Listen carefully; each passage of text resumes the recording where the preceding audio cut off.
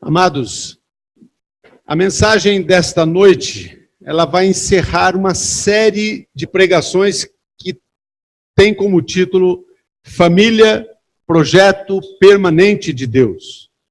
O pastor Vitor tem falado sobre a necessidade de os pais cumprirem os seus devidos papéis dentro do lar, em submissão à palavra de Deus, e também a obediência dos filhos são necessárias para com os pais e cujas promessas são eternas.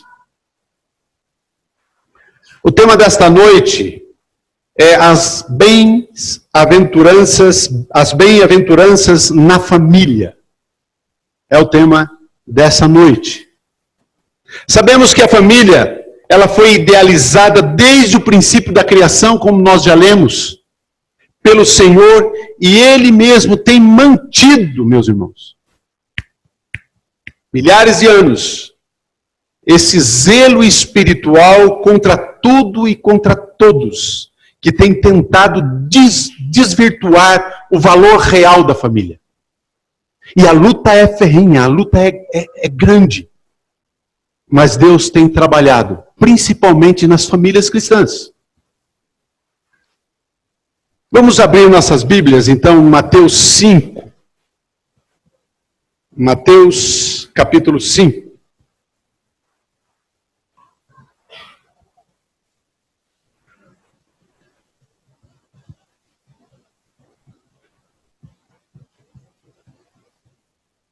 Mateus 5, de 1 a 10.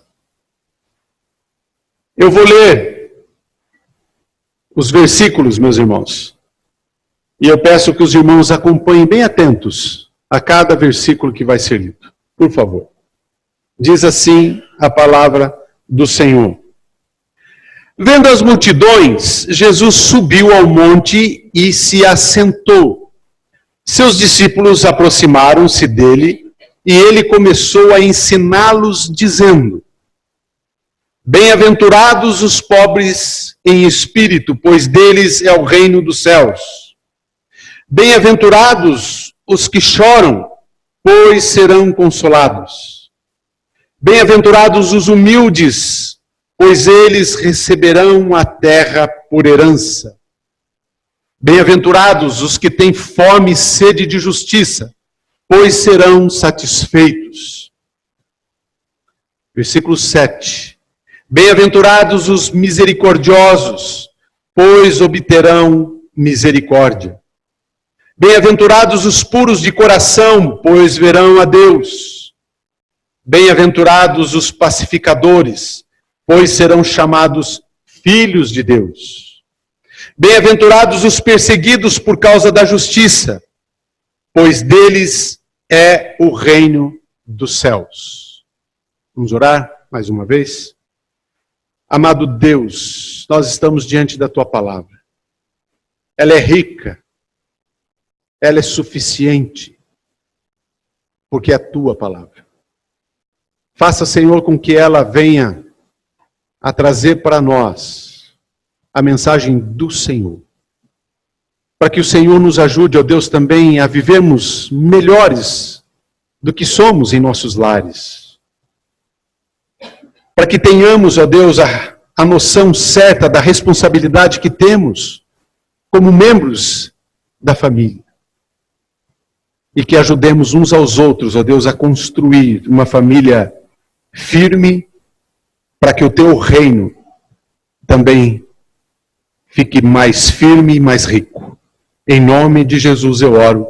Amém. Amém. Considere, meus irmãos, que tudo que lemos, eu quero que você considere assim, que tudo aquilo que nós lemos, versículo de 1 a 10, por um prisma do reino de Deus, aplicado então agora para as famílias, em todos os aspectos da família. Devo transmitir a vocês todos os significados, aplicações, práticas dessas qualificações dadas por Jesus Cristo. No preparo dessa mensagem, eu li a respeito de um comentarista, Carson, no comentário bíblico Vida Nova. Ele diz os seguintes termos, que bem-aventurados ou felizes para algumas traduções, vem da palavra grego makarios, que são traduzidos então como felizes e bem-aventurados, tá? Mas essas traduções não expressam verdadeiramente o sentido da palavra original. Parece que não encontraram, as melhores palavras são essas, mas elas não expressam exatamente. Ele diz que essas são qualidades que devem ser invejadas e imitadas, que compõem a vida com qualidade. Diz ele ainda que cada bem-aventurança dessa que foram lidas é seguida por uma razão, indicando que ninguém sairá perdedor se aplicar todas essas virtudes, todas essas bem-aventuranças na sua vida pessoal, familiar e como família da igreja. Sobre então essa passagem em si, vemos que Jesus chama seus primeiros discípulos para apresentar a eles uma missão que começa ali. A missão de Mateus 28, 19 e 20. Cristo, então, está preparando aqueles discípulos para dizer, olha, vocês têm que fazer isso, vocês devem observar isso, porque vocês têm algo à frente, que é fazer discípulos, pregar a palavra, ensinar, acompanhar aqueles que você pregou a palavra. Então, e ainda ele fala, vocês devem então batizá-los depois, em nome do Pai, do Filho e do Espírito Santo, e assim. Porque, basicamente, Jesus começa, ali é o início daquilo que Jesus está preparando, daquilo que haveria de vir. Esses ensinamentos de Jesus também são para as famílias. As famílias sendo fortalecidas pela palavra de Deus, as igrejas são fortalecidas. Quando a gente olha para a igreja e vê famílias destruídas, e vê famílias esquisitas, é complicado, porque a igreja fica enfraquecida. Por isso que é importante observarmos a palavra de Deus. E sabemos que tem pessoas que aqui chegam em momentos diferentes. Mas amém porque chegam. Mas daquele momento que conhece o Senhor Jesus, deve então começar uma vida nova, uma estrutura nova para a sua vida e a vida de sua família. Compete ao homem absorver todos aqueles ensinos e falar assim, a partir de agora, esposa, filhos, nós vamos servir a Deus e vamos construir algo novo. Se o seu passado foi triste, foi difícil, tenha um compromisso com o Senhor de fazer o correto a partir de então. Então nós vamos expor todas essas qualificações e os seus significados e aplicações. Elas vão ser rápidas. Versículo 3. Pobre de espírito. Nós lemos, você acompanhou aí. Pobre de espírito é todo aquele que depende totalmente de alguém para a sua sobrevivência. Ele está falido espiritualmente. Seus desejos parecem ser todos ignorados, mas diante de Deus ele é valorizado. Aquele pobre de espírito diante de Deus, o reino de Deus lhe está assegurado. E ele será feliz, porque entende a graça de Deus através da pessoa de Cristo e transfere essa graça às outras pessoas. Deus, na sua misericórdia, reconhece o seu esforço deste pobre de espírito e lhe garante o reino. No ambiente familiar, cada um deve buscar essa pobreza de espírito, que é doar de si aos outros à sua volta. Toda a riqueza recebida de Deus deve ser distribuída no seio da família. Todos os dons, talentos, recursos financeiros, intelectuais devem ser exercidos naquele meio. Muitas vezes nós tivemos esse mau uso da palavra pobre de espírito, né? Você é pobre de espírito, dizendo que a pessoa não tem interesse ou ela não tem nada a ver com Deus. É o contrário. A palavra de Deus diz que o pobre de espírito tem o seu valor. Porque ele reconhece a sua pequenez, engrandece esse Deus e entende que ele é o Senhor do reino. Abra suas Bíblias, por favor, em Salmo 127. Salmo de número 127.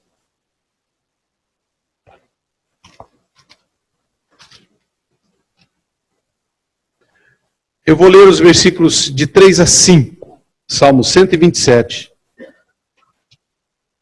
De 3 a 5. Os filhos são herança do Senhor, uma recompensa que Ele dá. Versículo 4. Esses filhos são como flechas nas mãos do guerreiro, são os filhos nascidos na juventude. Como é feliz o homem que tem a sua aljava cheia deles.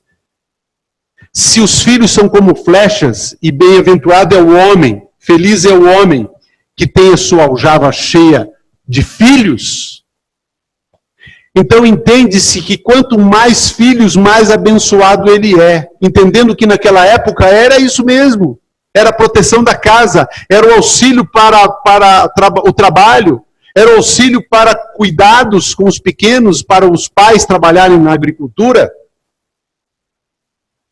Eu e alguns daqui tivemos o privilégio de termos família grande.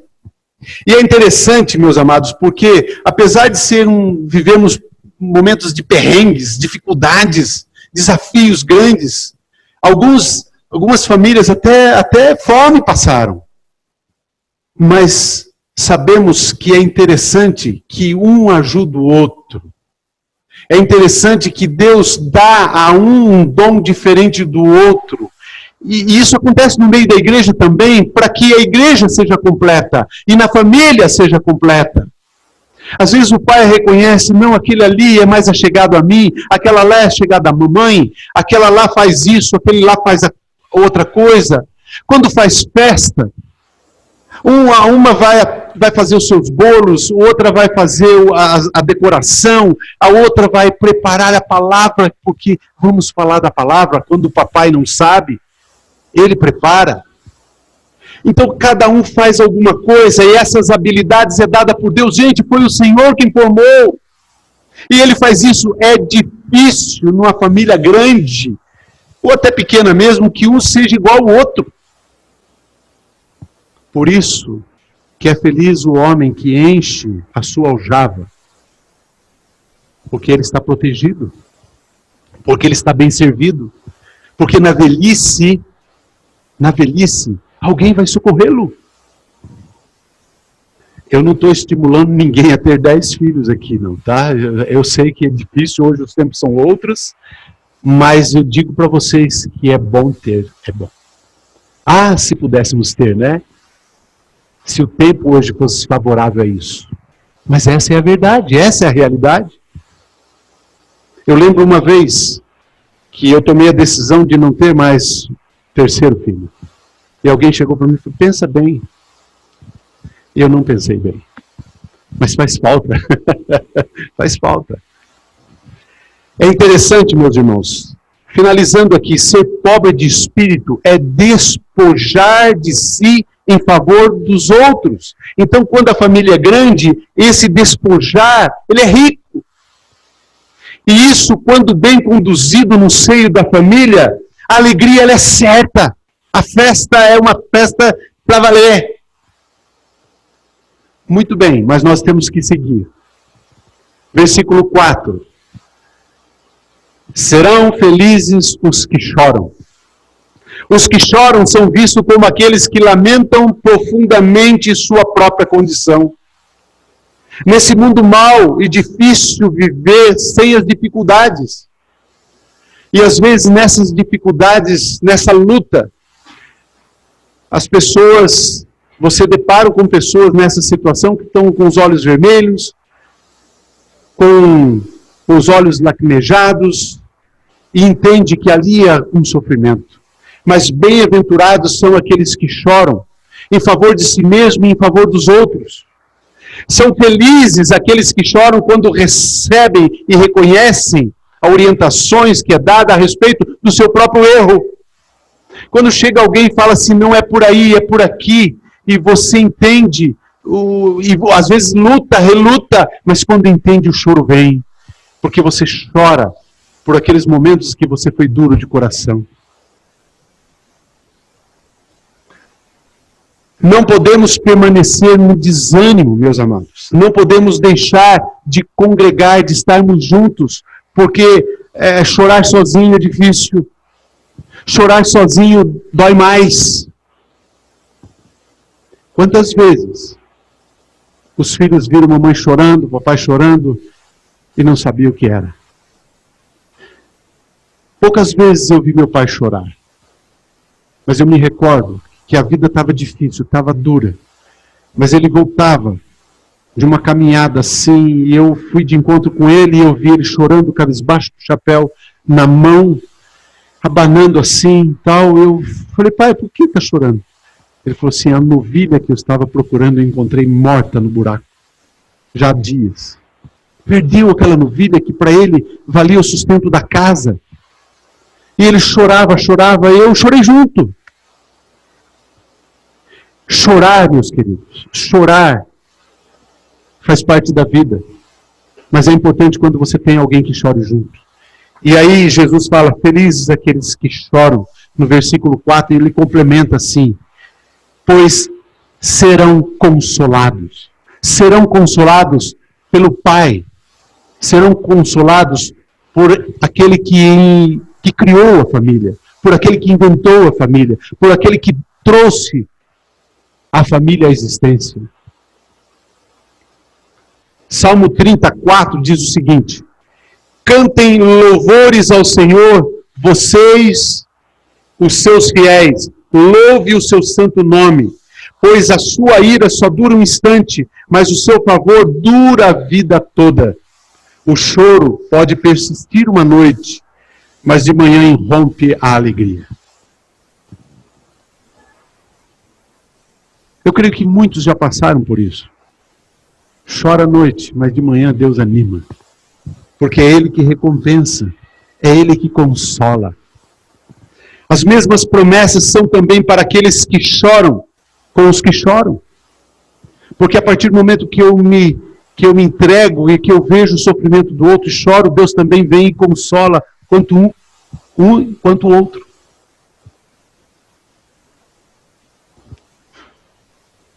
Bem-aventuranças. E Jesus estava lá. Bem-aventurados. Bem-aventurados são esses.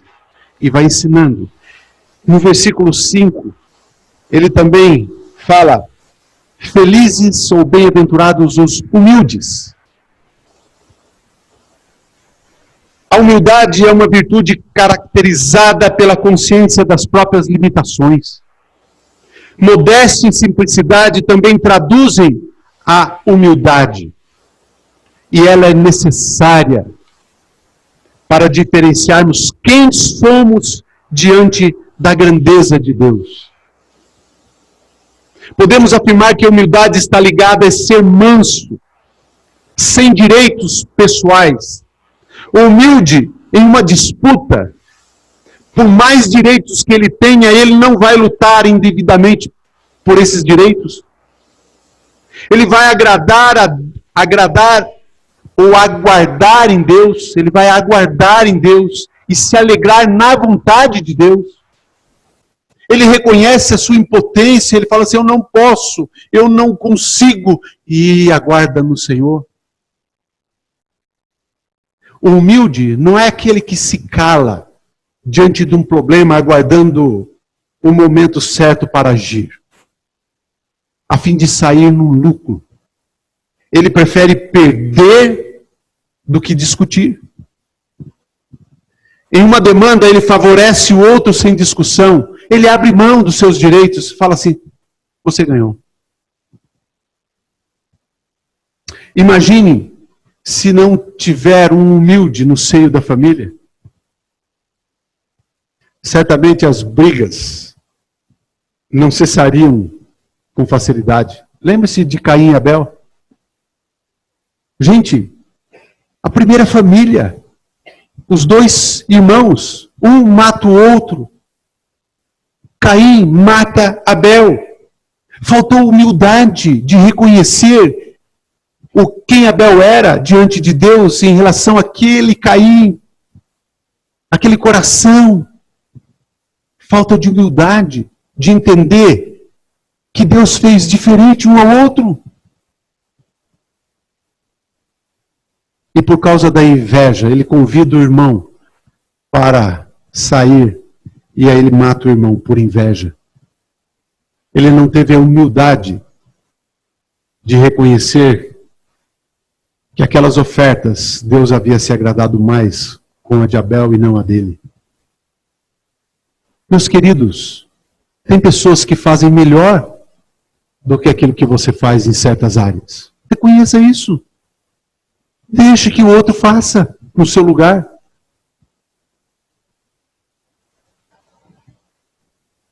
Naquela época, mais do que hoje, lembrando assim, que receber terra é sinal de sobrevivência, porque na sequência do versículo que nós estamos lendo, 5, bem-aventurados humildes, porque eles receberão a terra por herança. A terra era um sentido de valor. E o humilde vai receber a terra como herança. Algo que mais vale é você que vai receber. Jesus está falando isso.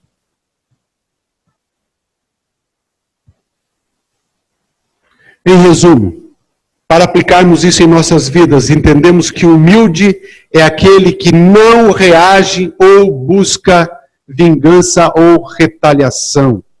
Ele é condescendente, ou seja, ele não impõe ordens. É tolerante e flexível. Só o humilde consegue isso.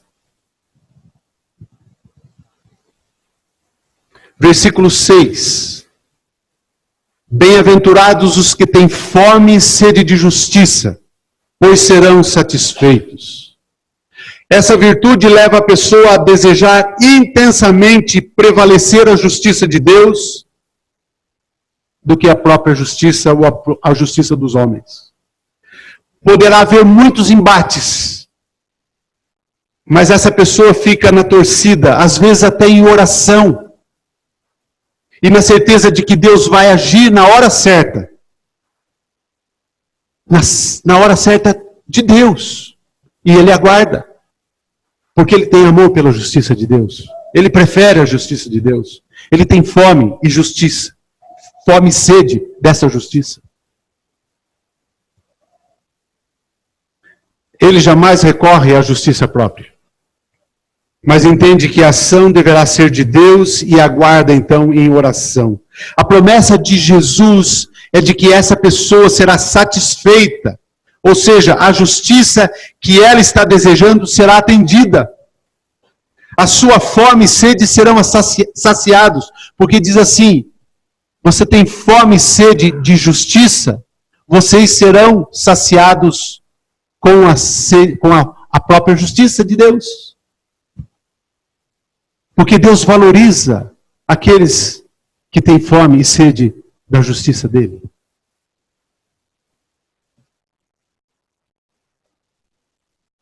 Essa pessoa que tem sede pela justiça de Deus, ela busca a confrontação, o arrependimento, a confissão e o perdão dos pecados. É importante dizer que numa família cristã, meus amados, o pai deve ser o sacerdote do lar e promover esses momentos de acertos, de brigas, de intrigas que acontecem no lar. Quando o pai não faz isso, talvez a mãe também negligencie essa parte, alguém deve tomar essa direção, deve falar assim, não, vamos esperar pela justiça de Deus e vamos apaziguar. A justiça nossa é falha. A nossa justiça não traz o benefício que traz a justiça de Deus.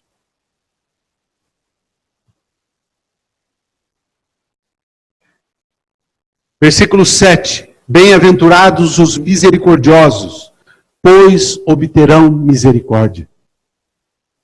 Abram, por favor, suas Bíblias em Hebreus 2. Hebreus 2. Hebreus 2. Vamos ler os versículos 17 e 18.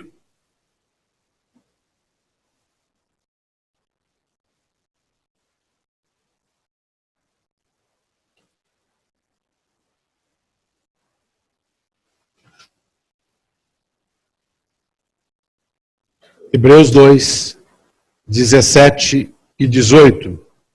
Por essa razão era necessário que ele se tornasse semelhante, esse ele que é Jesus Cristo. Por essa razão era necessário que Jesus Cristo se tornasse semelhante a seus irmãos em todos os aspectos, para se tornar sumo sacerdote misericordioso e fiel com relação a Deus, e fazer propiciação pelos pecados do povo.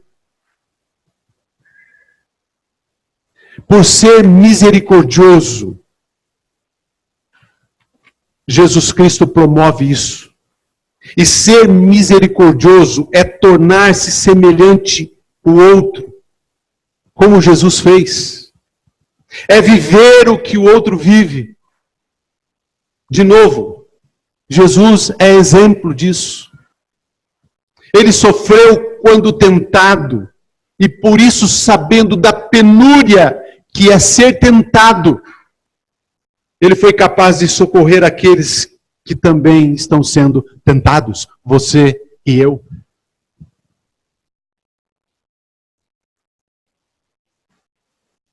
Meus irmãos, a palavra de Deus diz que Jesus é capaz de nos socorrer. Entendo aqui que a nossa parte é dar o grito de socorro. Socorro. Eu preciso do Senhor.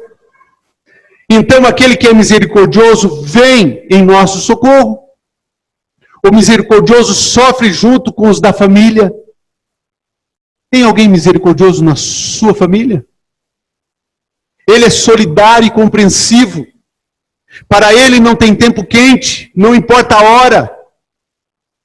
Não tem nada mais importante do que socorrer o ente querido que está necessitado, entendendo que o maior dos misericordiosos é a pessoa de Cristo.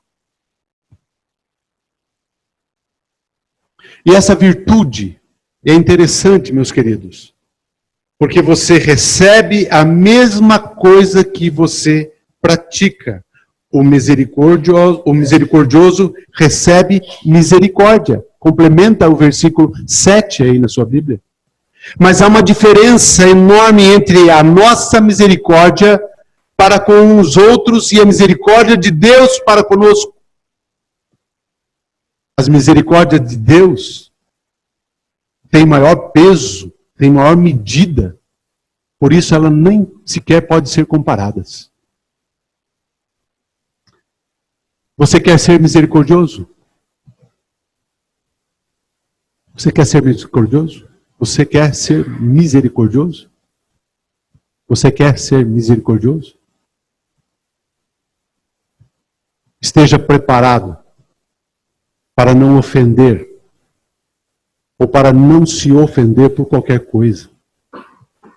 Esteja preparado e disposto para ajudar o ofensor. Isso é ser misericordioso.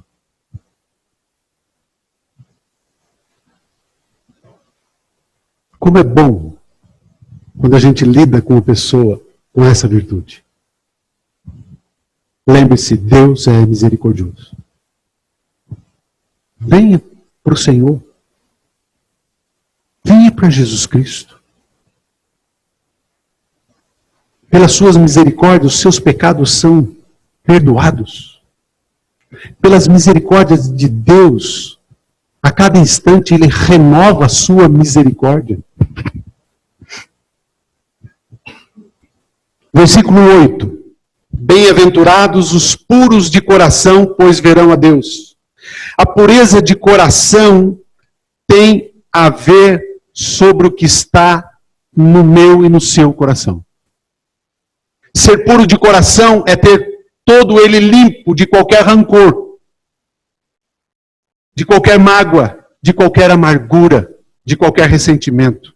Estar totalmente controlado pelos desejos sexuais impuros. Essa não é uma tarefa fácil, meus amados. Nós precisamos insistir, pois não é impossível.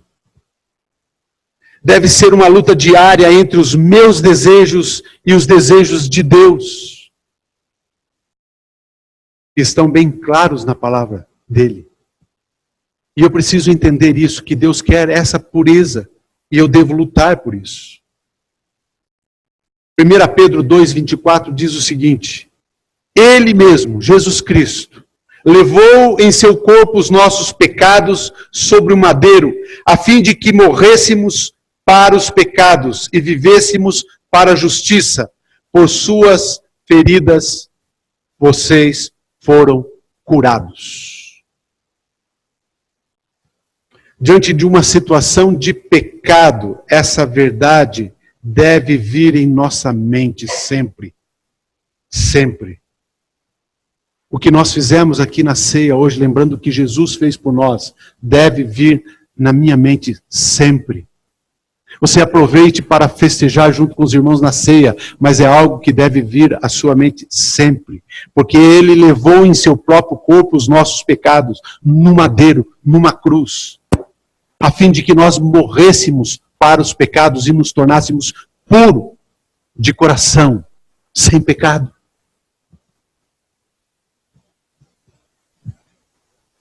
Enquanto isso, no seio da família, alguém deve estar orando por esse que está em perigo, sabendo da sua fragilidade. Ele está com dificuldade, ele está em luta.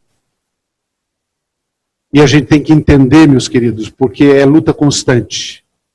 A gente tem que entender para que manter-se puro de coração são lutas. E lá em casa precisa de alguém nos sustentar em oração.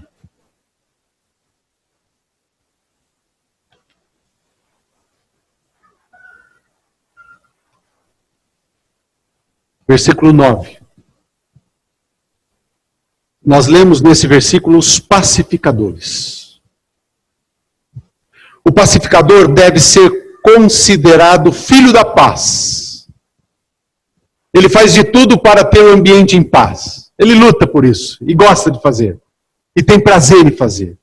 Se alguém sai fora da linha, ele ou ela já planeja para agir, para fazer algo para que a unidade do grupo ou da família volte. Não mede esforços para apaziguar uma discussão entre aqueles que são mais tensos. Às vezes liga para o outro lá longe e fala assim: olha, é bom você ligar para o fulano. Acerte. Peça perdão, ajuste. E aqui vai uma orientação aos pais. Pais, não deixe os seus filhos ficarem de mal entre eles, os irmãos. Você só tem um, né? Mas com você já acontece isso, né? Fica um dia sem conversar. Porque isso é pecado. Quando não se trata de marido e mulher, né? Fica um dia sem conversar, pecado. Trate logo disso. Seja pacificador.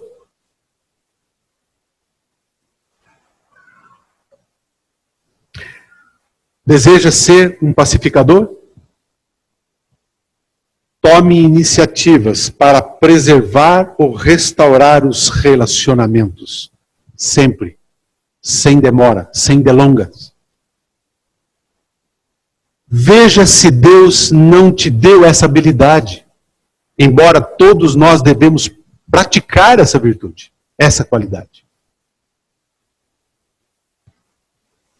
Eu poderia ter abreviado a respeito dessa virtude. A respeito de pacificador. Eu poderia ter resumido tudo isso aqui que eu falei a respeito de pacificador, lembrando de um nome que muitos daqui conhecem. O pequeno e grande homem Arialdo. Arialdo era pacificador. Como faz falta, meus irmãos, como faz falta pessoas pacificadoras. Pessoas que ouvem e em silêncio age e acerta tudo. E não diz nada a ninguém. Só Ele, Deus. Ele está disposto a ver a família bem, Ele está disposto a ver os amigos bem, Ele está disposto a ver a igreja bem. E Ele trabalha a esse favor. Pacificador. Você é um pacificador?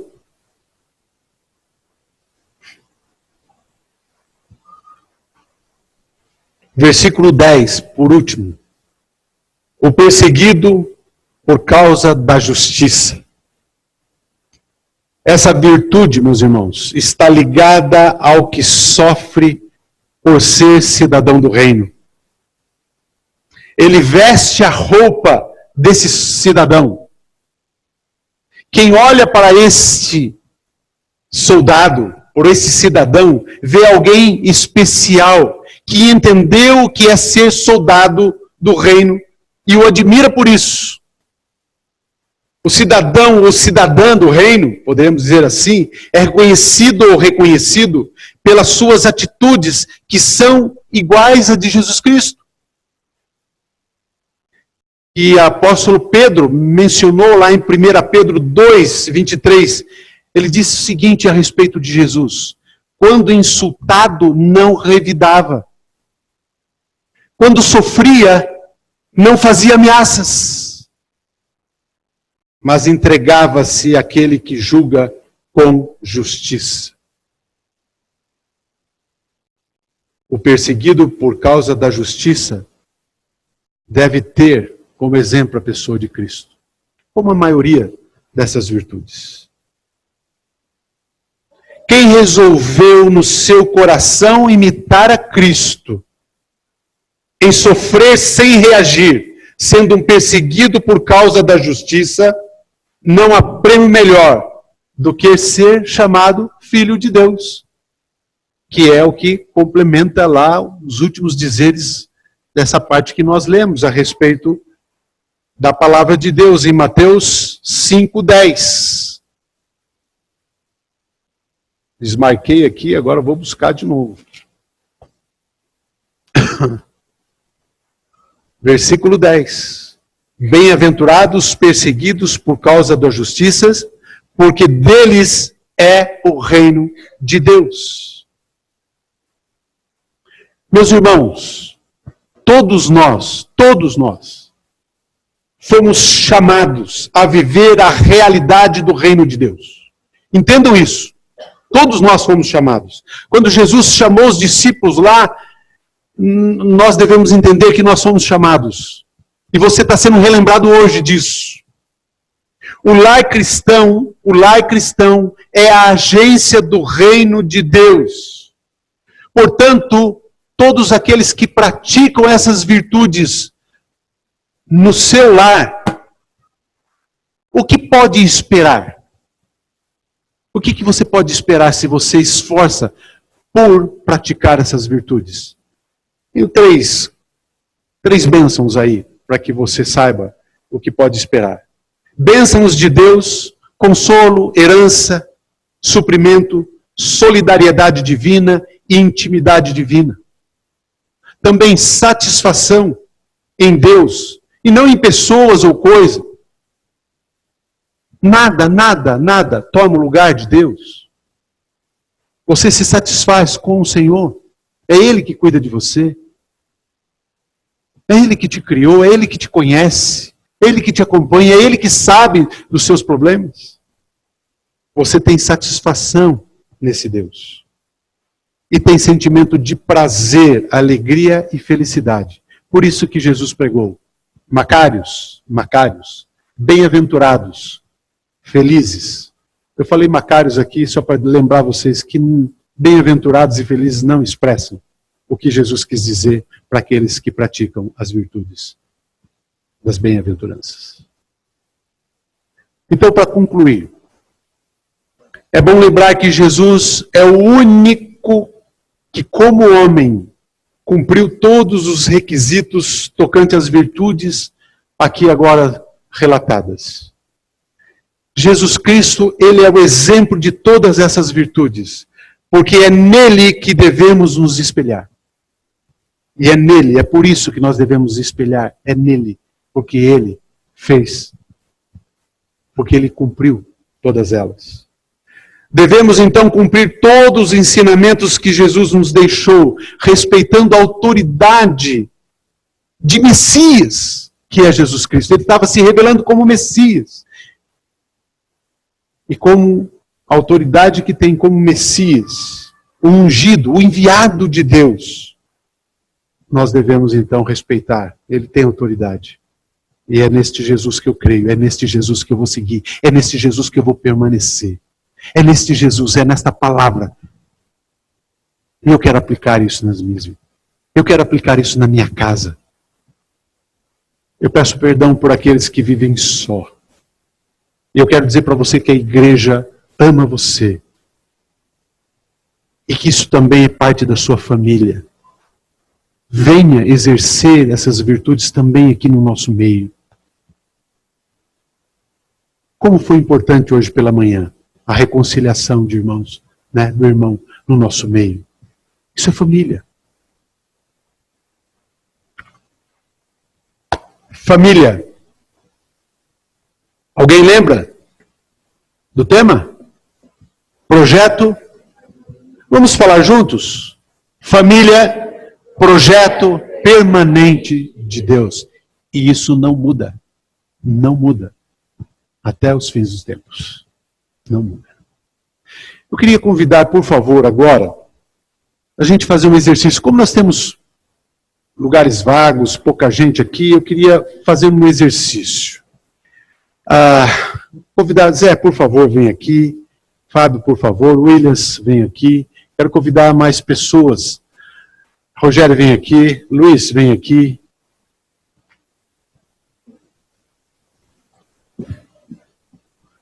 Você está com o microfone, meu irmão? Eu queria que vocês fizessem orações pelas nossas famílias. E olha, são bastante. Queria que vocês acompanhassem. Façam orações curtas para que todos vocês, homens, pudessem orar. Por favor. Pode começar com vocês, segue lá. Orações curtas, tá? Lembrando das nossas famílias. Vamos lembrar das famílias que não estão presentes também. Maravilhoso Deus, te peço por sabedoria para criar nossos filhos, seguindo os teus caminhos e a tua vontade. Sim. Cuide de nós e nos abençoe. Em nome de Jesus, amém. Amém, amém. Pai amado, grato sou a ti, pela minha família, que assim o Senhor me deu, assim posso abraçá-la, posso amá-la, e também a família de Cristo, Pai. A Senhora agradecido, em nome de Jesus. Amém. Amém. Querido Deus, obrigado porque o Senhor tem esse projeto na sua mente, na sua vontade. E, ó Deus, permita que possamos, como teus filhos, entender plenamente a tua vontade. E que cada família desta igreja, ó Deus, possa ser abençoada, possa ser protegida, ó Deus, por ti. E que o Senhor, ó Deus, trabalhe soberanamente na vida de cada pai, de cada mãe, de cada filho, ó Deus, amém, para que o teu propósito se cumpra. É no nome de Jesus que oramos. Amém. Amém. Querido Pai, ajuda-nos a fortalecer cada vez mais em Tua Palavra, Senhor. Que possamos ser exemplos para outras famílias que ainda não Te conhecem, Senhor. Abençoa-nos com a Tua sabedoria, com os Teus propósitos e trabalhe em nossas vidas, Senhor, para que juntos possamos trazer a Tua Palavra a todos aqueles que não Te conhecem, Senhor. Amém.